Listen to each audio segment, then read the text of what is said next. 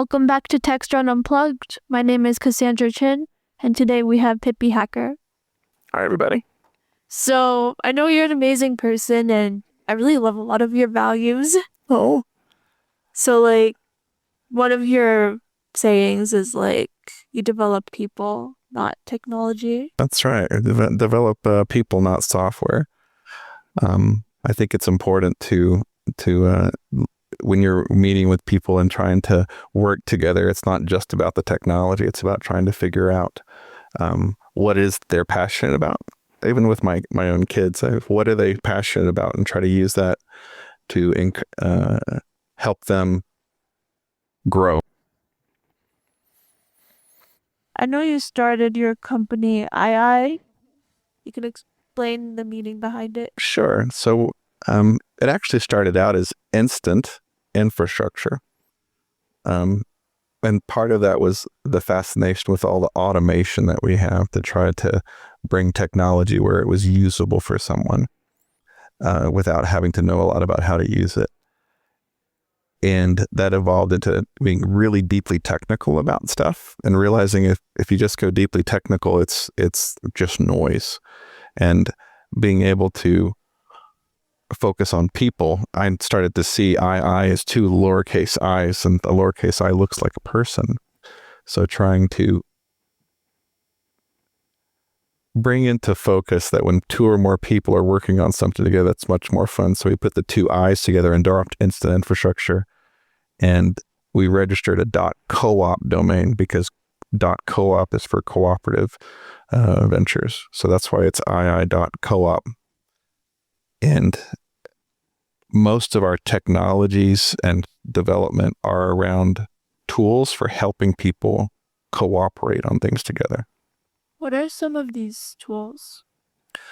One of them has been sharing.io, and it utilizes the different infrastructure that's been provided by the CNCF for our projects to set up Kubernetes clusters that on top of that we deploy.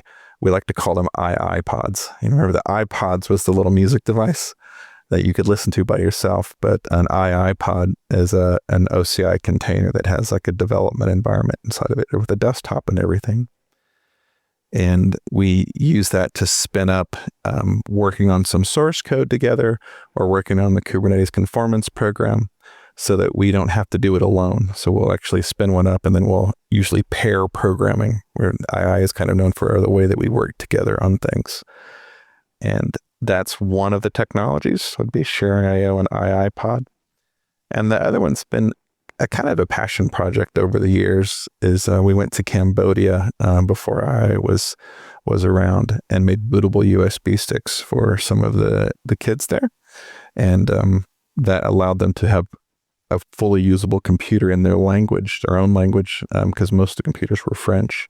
And some of the youth that I taught there have gone on to found organizations that do infrastructure for the Battambang area and do stuff with infrastructure for the school. So I'm really excited around making something that the kids are able to boot, do some programming or music or art, and when someone would see it, they could make another stick. And so that we when that first 7 kids met together, they shared that with each other. Other people would see, and they say, "Can we have one?" And they'd go get another USB stick and make more sticks. So we ended up having 30 kids in Battambang and Siem Reap and Phnom Penh, so nearly 100 kids.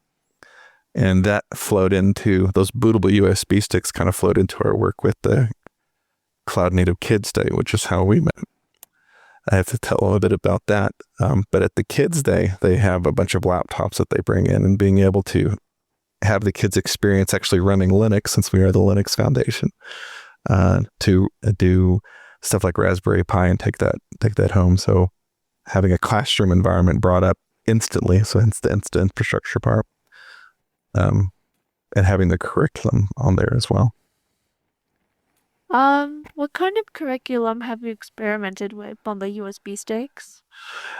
Mostly the curriculum that we've used are things for the Cloud Native Kids Day program. So we actually made some that had your book on there, and we had some with the Sonic Pi curriculum. I think the genesis of a lot of that comes from the DevOps for Kids Day, the DVOXX. So you've got the Minecraft hacking class that we did. So all of those curriculums that we've currently done are curriculums that were put together for either DevOps Days for Kids or for Cloud Native Kids Day.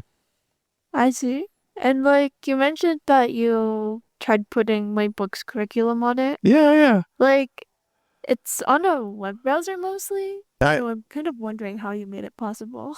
yeah. So that was your program was a bit different than the other ones. But the trying to get the links, because we only did that classroom environment as far as using it during Kids Day for Sonic Pi. So we didn't get to use it for your class. But some of it was allowing, like at the end of the class, what we would do after we've gone through the curriculum is to let them take that USB stick home so they could have the environment they learned in class at home as well. It's great to have the web browser based stuff too.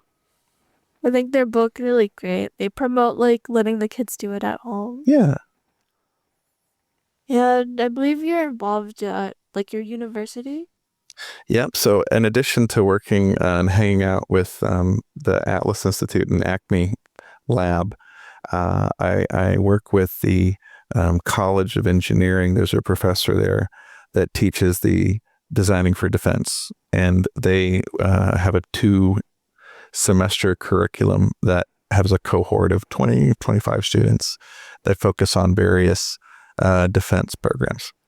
And so I have been mentoring some of those, particularly ones that are useful outside of defense, like in community infrastructure. So there's a router program that's for secure routing that I've been mentoring for the past, since September.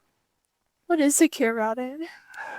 In this case, it is they've been doing studies on the routers that we buy from like Amazon or anything, particularly the cheaper ones, and some of that information is collected and made for in aggregation of data so that they can sell that information. So there's more money being made from the selling of information about what's connected to the router. And obviously, if you're in the military or you're in some defense, and you can become a target for that. So they have requested that we try to build secure routers, like a secure router firmware. A lot of our routers are based on OpenWRT, which is a Linux distribution specific for home routers. And most companies, a lot of companies will take that firmware and create their own router that you buy off Amazon. And they'll kind of keep track of all of the types of devices that are there and then sell that information for marketing purposes. And they don't want that to happen. So they want us to have a public resource where you can have a secure router at home that doesn't include all of that data getting aggregated. So does that mean most routers at home, like your information is getting sold? Not all of them. I don't have the research in front of me, but they've done, they have gone through all the firmware for like 300 different common routers that are for sale and looking at the traffic and what gets aggregated there. And I forget the numbers, but it's disturbing enough that they're wanting us to try to provide an ecosystem, an open source ecosystem for routers that are easy to access, because most people don't care that much about it. For the security side, they don't even know. And for military service people, when they're not at work and not working for the military, they don't care what they have at home. And so there's this interesting dynamic of wanting to protect service people at home, but not being able to tell them you need to do this in your own house. Yeah, that's interesting. Do you want to talk about how like you moved to New Zealand? Yeah. So I grew up in Texas, and then I wanted to go to the mountains because it was cooler. It's hot in Texas, and also to experience a different culture. And I met my wife. We were doing salsa dancing and some other stuff with a group of friends, but she wanted to go to New Zealand to do willing workers on organic farms. And I was real sad that she was going. And when she said she's going to be going for 9 months, I realized I liked her. And I said, can I go too? So that would have been about 16 years ago. And I think for the first 5 years or so, we did a lot of volunteer work. And when we finally got the ability to work, I worked with Chef Adam Jacobs and friends. He was actually speaking earlier this week. And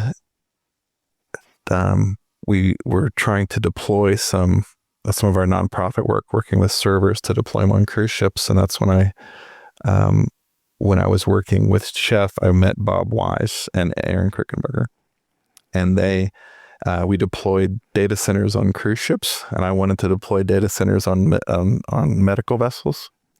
And they gave me a server, and then when I needed some resources to import into New Zealand, they introduced me to Dan Kahn at the CNCF, and so that's where we've done from New Zealand most of the strategic initiatives for the last 9 years or so.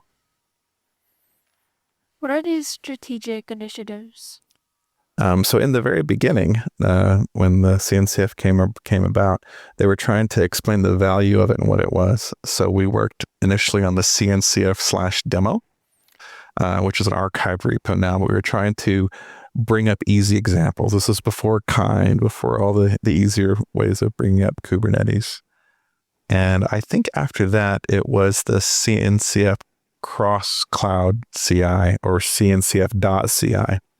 And we would take the head of Kubernetes, the head of the source code, and we would build it from scratch. And then we worked with the cloud providers to deploy the daily build of Kubernetes onto each of the cloud providers, and also deploy each of the head of the CNCF projects. We had a matrix of all of the cloud providers, if you will, the sponsors and the vendors and members of the CNCF from the sponsoring perspective as a matrix of all of the open source projects.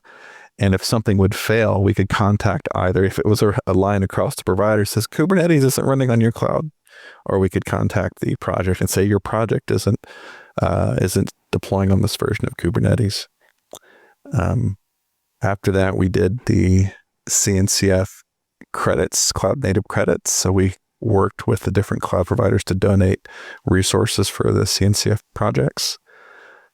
We've done a lot of the infrastructure initiatives for Kubernetes and supporting SIG-K8s info. And the one that's been the longest term one was the Kubernetes conformance program. So we help define what the cloud is globally by working with SIG architecture and helping taking their definition of what endpoints are there and writing the conformance tests. And we just merged that on stage at Monday. So it's been, I think, probably 6 years in the making. It's interesting. Yeah, I'm real proud of our team. And you work really closely with your team. You develop the people. Yeah, I mean, I think in the early days of II, one of the local youth, he was a teenager by the time, was still a teenager when we flew him into Germany to kind of speak about some of the stuff we were doing. But when I met him, he was deploying his own racks in it's like a shipping container on a farm near where I lived in New Zealand. And you look at people doing interesting things. And you go, what if you could support them and see how far they could go? And all of the people that have been through II, a couple of them are actually at the CNCF now. Rian Kleinhans was our project manager. Now he's at the LF and CNCF, and it's been fun to see where people go when they're well supported. I think that's really great that you support people. Yeah. We're in an interesting transition now where we've been doing the strategic initiatives for the CNCF for about a decade, and where the contract has ended. So, because all of our stuff kind of started with Dan, and we've gone through supporting it how we can. And so my goal right now is to try to find a place for the team to go, or at least find a place for my staff to find a new home as we transition to this new season. Yeah, I hope you guys find a really great home. Yeah, no, it's fun. It's been a good community, and Stephen Haywood, who did a lot of the conformance work, got an award at the Contributor Summit for his work with conformance. And I'm excited to see. I think we've got a couple other things coming up. And I think Thursday. It's all interesting. I think that you learned a lot today. So thank you, Hippie. Absolutely. Thank you for your time.